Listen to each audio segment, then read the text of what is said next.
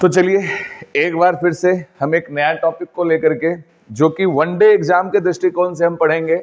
एक दिवसीय एग्जाम जो रहते हैं, ऑब्जेक्टिव क्वेश्चन जो जिसमें कवर होता है 1857 की आपका जो रिवॉल्ट है, उससे जो क्वेश्चन बनते हैं उसी कंटेस्ट में हम पढ़ेंगे। क्वेश्चन बनने का जो कंटेस्ट है वो देखेंगे कि आपका सबसे पहले विस्तार से सवाल बनता है, उसके बाद कथन से सवाल बनता है, कथन को लास्ट में ले जाता हूं, विस्तार से, विस्तार के बाद इसका है नेतृत्व, और नेतृत्व के बाद पॉइंट पढ़ेंगे इसका, इससे जुड़ा हुआ कथन, इसके कुछ परिणाम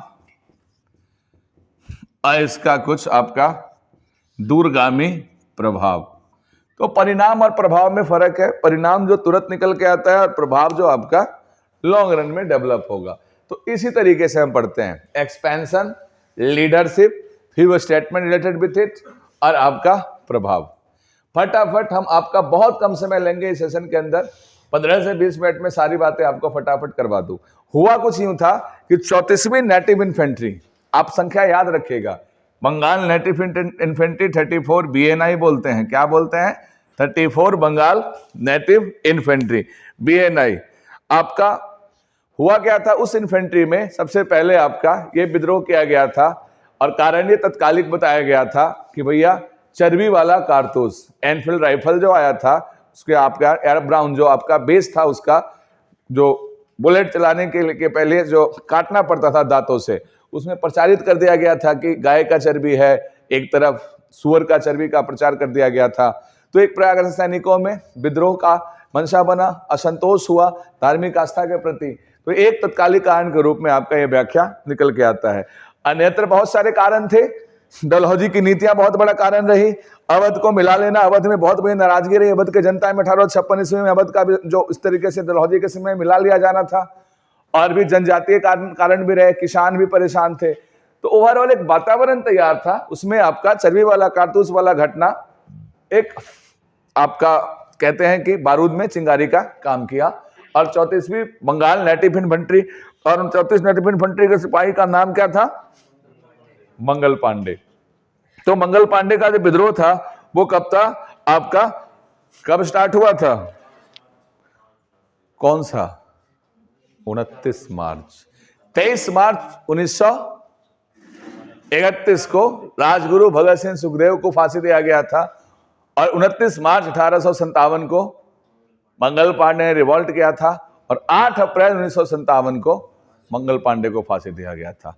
अगर तारीख पूछने के मूड में आए तो पूछा जा सकता है 8 अप्रैल 1857 को।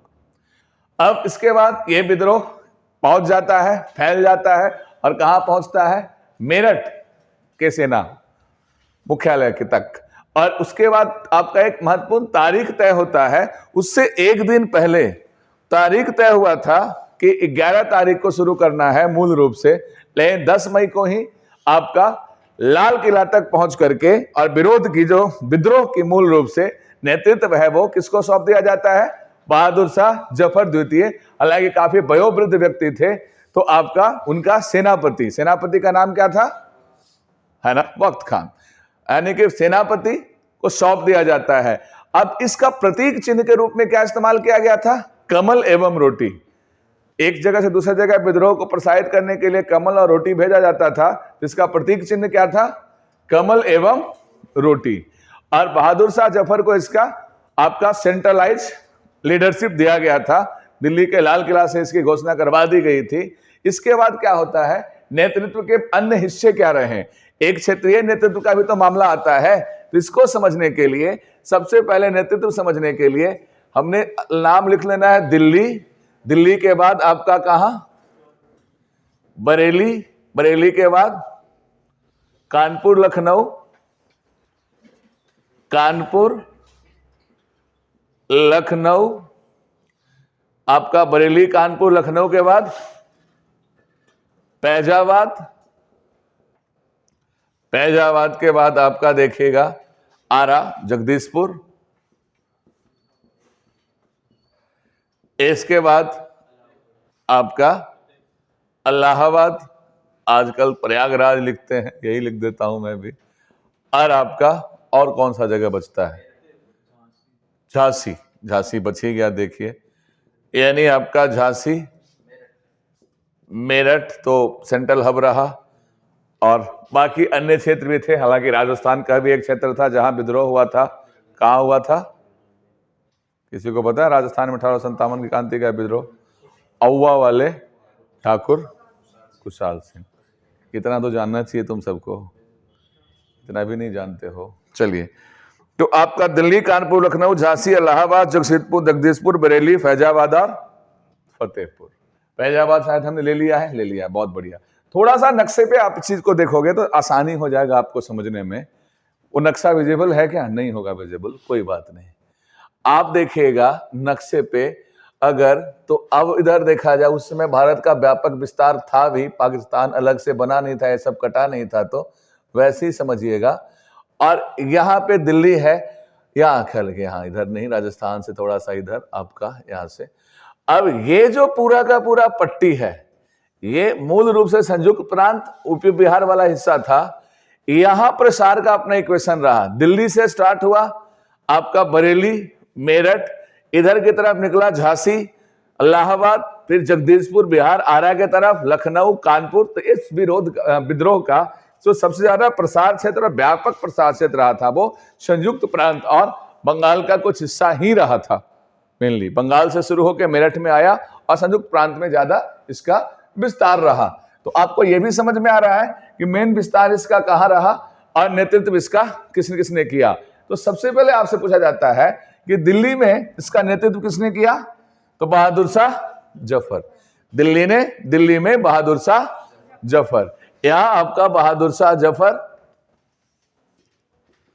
बहादुर शाह जफर। और आपका सैन्य नेतृत्व किसका था? वक्त खां। सैन्य नेतृत्व वक्त खां। आप ध्यान रख लेंगे। बरेली में खान बहादुर खां। अब कानपुर का याद रखना ज्यादा जरूरी है। कौन सा? आपका नाना साहब। नाना साहब का नाम क्या था? रामचंद्र।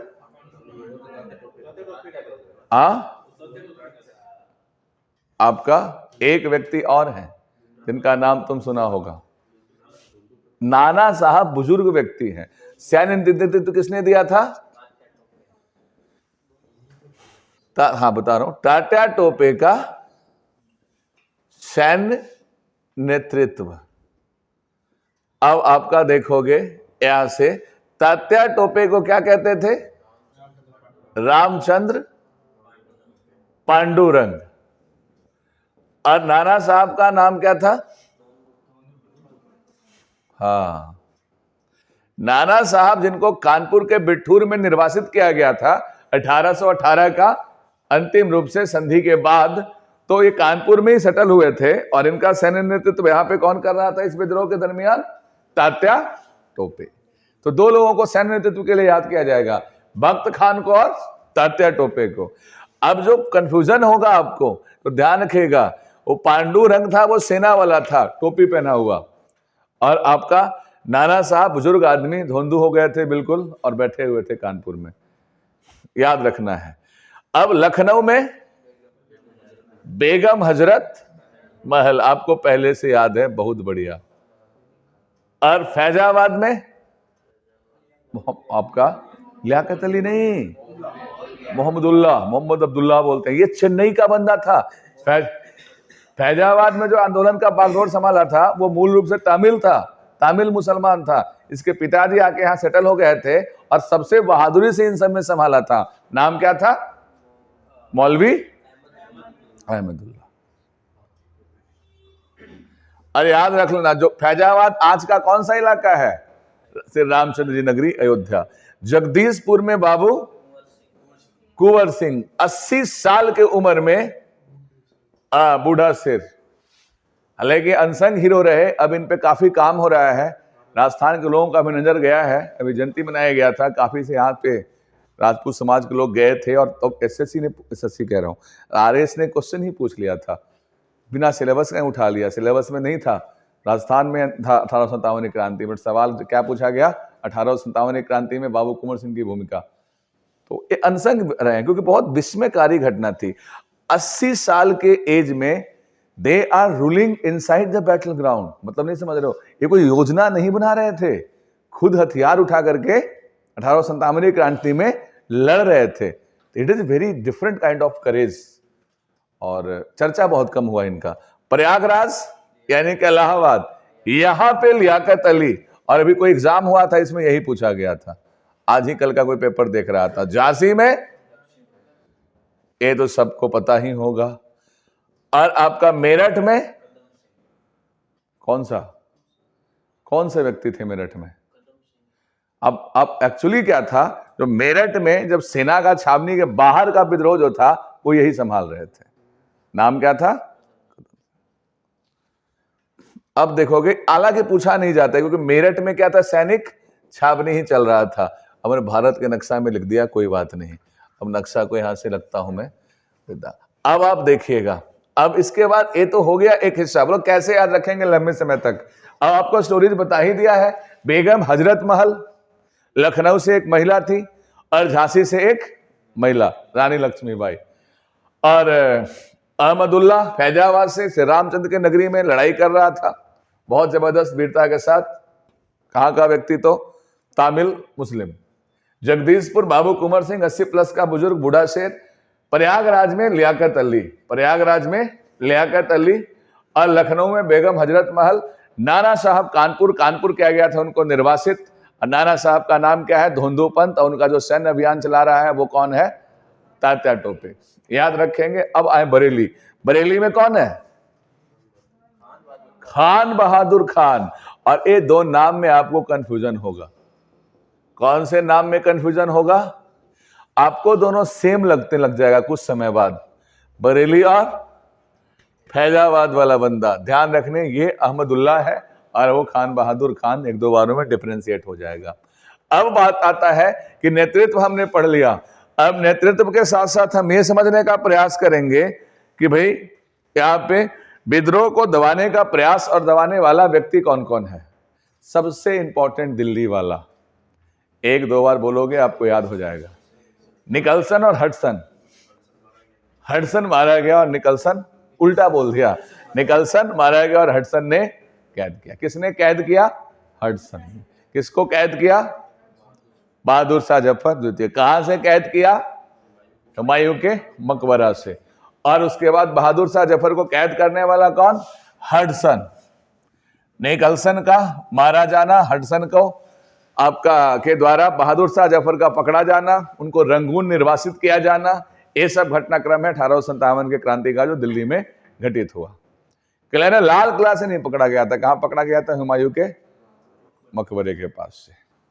अब देखिएगा बरेली, एक दो चीज रिलेट करिए, आपको अच्छा याद होगा।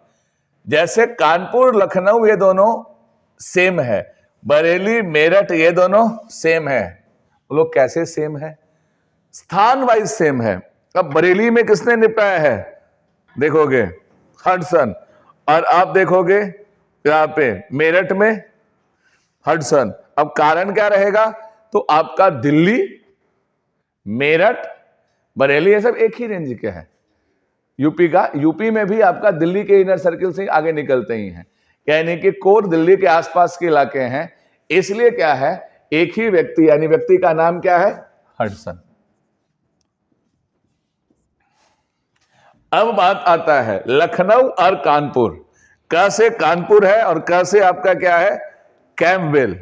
याद रखिएगा, क से कानपुर और क से कैंपबेल। लखनऊ में लॉरेंस मारा गया और कैंपबेल निपटाया। दोनों जगह विद्रोह कौन निपटाता है? कैंपबेल। याद रख लेंगे, क से कानपुर, क से कैंपबेल। और कानपुर और लखनऊ दोनों क्या है? एक जगह है। अब आता है जगदीशपुर में विलियम टेलर।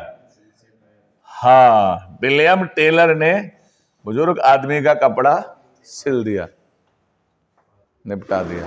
विंसेंट आयर को तो ये निपटा दिए थे, बट विलियम टेलर ने इनको निपटाया विद्रोह को। आगे देखिए, अब आप झांसी वाला सबको याद रहता है। कैप्टन ह्यूरोज, ये तो सबको याद रहता ही है, ह्यूरोज। अब बच कौन गया? एक आपका प्रयागराज यानी इलाहाबाद वाला और एक आपका फैजाबाद वाला। याद रखिए, इलाहाबाद में नील है या फैजाबाद में नील है? दोनों में ही नील है, दोनों आसपास है, तो रिलेट करके पढ़िए। नील कापका दोनों में ही, इलाहाबाद फैजाबाद, हालांकि दोनों सेम है। तो ग्रुपिंग अगर बना के देखोगे तो इलाहाबाद और आपका फैजाबाद दोनों में निपटारा किया नील ने। लखनऊ और कानपुर, कानपुर से क्या निकलता है साउंड क, तो कैंपबेल और हडसन कहां? तो 3 जगह, दिल्ली, आपका बरेली, और देखो ये कौन सा बंदा है? हडसन। निकलसन मारा गया, हडसन ने निपटाया। लखनऊ के अंदर लॉरेंस मारा गया और कैंपबेल ने इसको निपटाया, याद रखेंगे। अब आपका यहां से कैंपबेल, अब 1 2 3 4 5 6 7, और बच कौन सा गया आपका? एक आपका नील वाला आ गया, कैंपबेल वाला आ गया, हडसन वाला आ गया, विलियम टेलर और ह्यूरोज। विलियम टेलर आपका बिहार से, और आपका जगदीशपुर ये जगह है, और आपका बाबू कुंवर सिंह वाला विद्रोह, और एक बच गया आपका झांसी रानी लक्ष्मीबाई, कैप्टन ह्यूरोज। तो आपको पूरा लिस्ट में से क्या क्या बातें याद हो जानी चाहिए? तो बातें याद होनी चाहिए कि विद्रोह का नेतृत्व किसने किया और विद्रोह को निपटाया किसने यहां पे। अब इसके बाद हम इसके प्रभाव और परिणाम को पढ़ेंगे, स्टेटमेंट्स को सबसे लास्ट में। इसका तात्कालिक परिणाम क्या हुआ कि विद्रोह बहुत व्यापक हो गया था। पार्टिसिपेशन किसका था? तो मूल रूप से आपका जमींदारों का पार्टिसिपेशन था इसके अंदर, क्योंकि जमींदार थोड़े व्यथित थे जमींदारी व्यवस्था को लेकर के, और किसान भी ठीक नहीं थे खुश, सैन्य आपका थे। इसमें विद्रोह का समर्थन किसको नहीं मिला था? शिक्षित वर्ग ने विद्रोह का समर्थन नहीं किया, अपर मिडिल क्लास ने विद्रोह का समर्थन नहीं किया। वो वापिस विद्रोह प्रोग्रेसिव नहीं था ना, विद्रोह वापिस मोहम्मद क्या नाम है, बहादुर शाह जफर को थोप रहा था, यानी विद्रोह कैसा था? प्रोग्रेसिव नहीं था। इस वजह से क्या कहा गया कि अगड़ी जो इतने खास कर फॉरवर्ड माइंडसेट के लोग थे इस विद्रोह से दूरी बना के रखे। इसको कई बार बैकवर्ड रिवॉल्ट बोल दिया जाता है, कई सारे इतिहासकार इसको बैकवर्ड रिवॉल्ट बोलते हैं। तो खैर कथन पे बाद में जाऊंगा, परिणाम की बात कर लेता हूं पहले। सबसे पहला परिणाम तो पील कमीशन का गठन किया गया और सेना में आपका भारतीयों की संख्या थोड़ी कटौती की गई, और आपका कुछ जातियों को नॉन फाइटर, नॉन आपका कम्युनिटी बना दिया गया, उनका सेना में आपका नियुक्ति बंद हो गया। उसमें मूल रूप से सेना में नियुक्ति नहीं होता था आपका यूपी बिहार के ब्राह्मणों का, और उसमें भी सारे ब्राह्मण नहीं, वो बिहार ब्राह्मणों का, हम लोगों का जो जाति है उसका नियुक्ति बंद कर दिया गया। तो मंगल पांडे उसी जाति से थे। बोला गया कि अब भैया इसको लेना ही नहीं, और ये चला 1947 तक, देश आजाद होने के बाद हटाया गया और धड़ल्ले से सेना में भर्ती हुए। अब नहीं, कम जा रहे हैं लोग, क्योंकि अब अग्निवीर में तो कौन जाएगा। तो सेना में जाने का बहुत क्रेज था, बंद रहा ना बहुत दिनों तक। ऐसी बहुत सारी जातियां थी यूपी बिहार की जिनको रोक दिया गया, और कुछ जातियों को विशेष रियायत दी गई। उसमें कौन थे? हमारे सिख भाई, क्योंकि उन्होंने बड़ी मारा था ताकि यूपी बिहार में जो गदर मचाया था सिखों ने जाकर 1857 के विद्रोह में खुल के अंग्रेज के साथ दिए थे, और सबसे ज्यादा सिखों का भर्ती भी उस समय किया गया था। तो बाद में तय किया गया, गोरखा ने उनका साथ दिया है ना, पठानों ने साथ, तो इन सब जातियों का भर्ती ज्यादा किया गया जो साथ दिए थे उनको। और कुछ जातियों को खास करके ब्राह्मणों को, तो उत्तर प्रदेश बिहार वालों को तो ब्लैकलिस्ट कर दिया गया था कि सेना में नौकरी देना ही नहीं किसी भी स्थिति में, जब तक अंग्रेज रहे तब तक रहे। तो मतलब ये भी पील कमीशन का रिकमेंडेशन था। इसमें लिखा होगा क्या, है ना?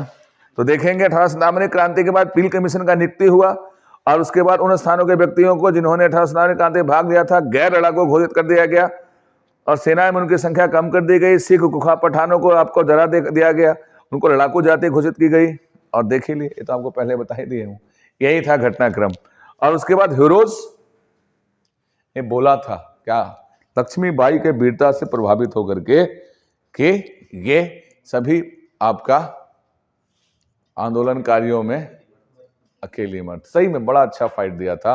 और ग्वालियर में इनका क्या है, छत्री है ना। रानी का छत्री ग्वालियर में है। ग्वालियर में इनका मृत्यु होता है। झिंसी नाला एक नाले रहता है, यानी कि थोड़ा सा नलकिया सा रहता है, उसको पार करने से घोड़ा ने मना कर दिया, अकड़ गया और पीछे से आकर के किसने, तो फिरोज ने रानी का वध ही कर दिया। और कहाँ, ग्वालियर में। और इसमें एक बहुत बड़ा कहानियाँ बनता है, जो उसके पिताजी और दादाजी वाले खानदान के लोगों का, किनके, सिंधिया साहब के। सिंधिया ने गलत घोड़ा दिया था, वो इस सब स्टोरी है, उसमें नहीं जाऊंगा, लंबा हो जाएगा मामला। तो ये आपने याद कर लिया। तो तत्कालिक परिणाम था, पील आयोग गठन करके सेना में रिफॉर्म किया गया। दूसरा परिणाम रहा कि क्राउन के पास पावर ट्रांसफर कर दिया गया, वायसराय का पद सृजित किया गया और भारत में शासन सीधे तौर पे किसके हाथ में ले लिया गया, ब्रिटेन के हाथ में ले लिया गया। और आप देखेंगे इसके तहत आपको क्या किया गया, तो मूल रूप से आपका डॉक्ट्राइन ऑफ लैप्स वाला सारा तकलीफ दूर किया गया। और भी इस तरीके के कई, ये सब तो आपके प्रभाव के अंदर आएंगे। परिणाम जो होता है वो तत्कालिक होता है। तत्कालिक यही रहा कि पावर ट्रांसफर कर दो, वायसराय का पद बना दो, गवर्नर जनरल का पद का खात्मा किया गया और आपका पावर कहां चला गया, ब्रिटिश क्राउन के पास। ये सारी बातें हुई। अब आते हैं कथन के लिए। कथन भी याद करते हैं। बीडी सावरकर ने क्या बोला था, प्रथम स्वतंत्रता संग्राम। नेहरू जी ने भी क्या बोला था, नहीं सही इसमें नहीं लिखा होता, कोई नहीं जानो। नेहरू जी ने भी इसको कुछ कुछ बीडी सावरकर से मिलता जुलता स्वतंत्रता संग्राम की संज्ञा दी थी। नेशनलिस्ट थे। अब आओ, जो कुछ इंपॉर्टेंट है, आपका सरकारी साहित्य का, सरकारी इतिहासकार कौन थे 1857 क्रांति का, एसएन सेन। एसएन सेन, सत्येंद्रनाथ। अब ध्यान दीजिएगा, एसएन सेन कौन थे, सरकारी इतिहासकार, किसका, 1857 की क्रांति का। और आरसी मजमूदार कौन थे, ये प्राइवेट थे। प्राइवेट मतलब निजी व्यक्ति, दोनों बंगाल से थे। दोनों के मत में बड़ा अंतर है। क्या अंतर है, आरसी मजमूदार कहते हैं कि ना तो ये राष्ट्रीय, ना ही प्रथम और ना ही स्वतंत्रता संग्राम। आरसी मजमूदार का स्टेटमेंट क्या था कि ना ही स्वतंत्रता संग्राम है, ना ही प्रथम है और ना ही क्या है ये राष्ट्रीय विद्रोह। और आपका एसएन सेन का कहना था कि ये राष्ट्रीय विद्रोह कहना उचित नहीं होगा, लेकिन ये व्यापक और महान विद्रोह तो था। एसएन सेन जो सरकारी साहित्य का इतिहासकार है, उन्होंने इसे ग्रेट रिवॉल्ट बोला, बट नेशनल रिवॉल्ट मानने तक से उन्होंने भी मना किया। इसके अपने कारण बताए, हालांकि लिखा कि इसमें राष्ट्रीयता के तत्व थे, समझिएगा। तो एसएन सेन से यही पूछता है कि एसएन सेन कौन थे। आपको आरसी मजमूदार पूछेगा, ना ना ना वाला बात कौन कर रहे हैं, सारा तीनों ना वाला मजमूदार, एकदम नाना नाना नारे कह रहे हैं, समझ रहे हो ना, याद कर लेना। तीन आदमी का तुमको बात क्लियर हो गया। बीडी सावरकर क्या बोल रहे हैं, राष्ट्रीय विद्रोह। अब एक बंदा ब्रिटिशर्स इतिहासकार था, नाम था डिजराइली। डिजराइली ने क्या बोला था, ये इंपॉर्टेंट हो जाता है। ब्रिटिशर्स होकर के उसने क्या बोला था कि इट्स अ नेशनल रिवॉल्ट। याद कीजिए, डिजराइली ने क्या बोला, राष्ट्रीय विद्रोह। अपने वाले तो बोलेंगे, डिजराइली बोले तो ज्यादा महत्वपूर्ण है। अब बात करते हैं किसका, तो अब बात करो, तीन चार व्यक्ति एक साथ आएंगे। लॉरेंस एंड सीले आएगा। क्या बोला, लॉरेंस कौन है, जो सिपाहियों के रिफॉर्म के लिए काम करेगा बाद में आकर के। लॉरेंस खुद ही क्या था, एक सिपाही था। उसने इसी चश्मे से देखा और क्या बोला कि ये क्या था, एक सिपाही विद्रोह। याद रख पाएंगे, लॉरेंस एंड सीले ने क्या बोला, सिपाही विद्रोह। रीज, एक आपका नाम आएगा रीज, आपका एलिआर रीज। रीज ने क्या बोला, धर्मांध ईसाइयों, धर्मांध लोगों का ईसाइयों के विरुद्ध युद्ध था। अब रीज से क्या आ रहा है, एक मारवाड़ी शब्द होता है रीस, मतलब खीज, गुस्सा। यानी इससे आप याद रख लोगे कि भैया धर्मांधों का ईसाइयों के विरुद्ध गुस्सा था, युद्ध था। ऐसा किसने बोला है, रीज ने। लंबे समय के बाद यही याद रह पाता है, बाकी चीजें आप बहुत तेजी से भूलते हो, ये सब चीजें टिक जाता है। इसके बाद देखिएगा, षड्यंत्र की बात किसने बोला था, क्या बोला था, ऑटोमन टेलर ने, कि अंग्रेजों के विरुद्ध हिंदू मुस्लिम एकता का षड्यंत्र था। ये विलियम टेलर नहीं है। और आपको कंफ्यूजन कहां पे होता है? राष्ट्रीय विद्रोह बता दिया, सिपाही विद्रोह किसने बोला? आपका लॉरेंस एंड सीले ने। बर्बरता और सभ्यता के बीच युद्ध। होम्स मतलब क्या होता है? घर। घर में क्या होता है? सभ्य लोग। यानी इसने सभ्यता और बर्बरता के दृष्टिकोण से देखा। टी.आर. होम्स सभ्यता और बर्बरता के दृष्टिकोण से देखे। डिजरायली राष्ट्रीय विद्रोह के दृष्टिकोण से देखा। लॉरेंस एंड सीले, भैया सिपाही खुद ही था, वो सिपाही के एंगल से देखा। और दो आपका नाम और आता है, क्या क्या आता है इसके अंदर? आपका ऑटोमन टेलर आ गया, बोल दिया हम लोगों ने। ऑटोमन टेलर ने क्या बोला? षड्यंत्र, इट्स कॉन्स्पिरेसी। और आपके बाद, इसके बाद आरसी मजमूदार, नाना नाना नारे वाला, ना तो ये राष्ट्रीय, ना ही आपका प्रथम, ना ही सिपाही। और एसएन सेन इसके सरकारी इतिहासकार। नेहरू जी ने इसे राष्ट्रीय विद्रोह माना। बीडी सावरकर ने इसे प्रथम स्वतंत्रता संग्राम घोषित किया। ये इत्यादि से जुड़ा हुआ कुछ कथन है। और इसी के 1857 के विद्रोह के ठीक 90 साल बाद भारत को आजादी मिलती है। तो हम यहां से लेकर पार्टीशन तक का यात्रा अगले सेशन में तय करेंगे।